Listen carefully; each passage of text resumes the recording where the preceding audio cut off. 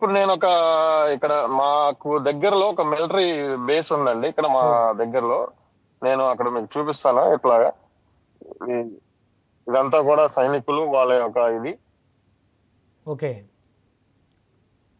So ఇక్కడ నుంచి మనం ఇట్లా వ్యాన్స్ పెట్టుకొని రెడీగా ఉంటారన్నమాట. ఇక్కడ హెలికాప్టర్ తిరుగుతూ ఉంటది. ఇంత పెద్ద గ్రౌండ్ ఉంది ఇక్కడ. ఓకే. అర్జెన్సీ అయితే కనుక ఇక్కడ హెలిప్యాడ్స్ తిరుగుతూ ఉంటాయి.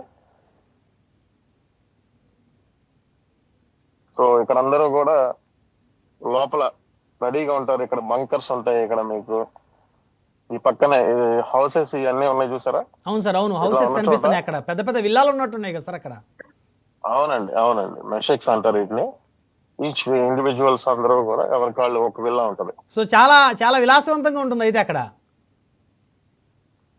ఆటోమేటిక్ గా అండి, వాళ్ళు కష్టపడతారు, డబ్బులు సంపాదిస్తారు, ఉమ్. ఎంజాయ్. ఇదిగోండి ఇప్పుడు మీరు చూస్తున్న ఈ చిన్న ఇది కనపడుతుంది చూసారా? ఇది అవును సార్, అవును. ఇది ఏంటది? బంకర్ అండి. లోపల ఓ ఈ చెక్క అవతల కనిపించేది ఇది బంకర్.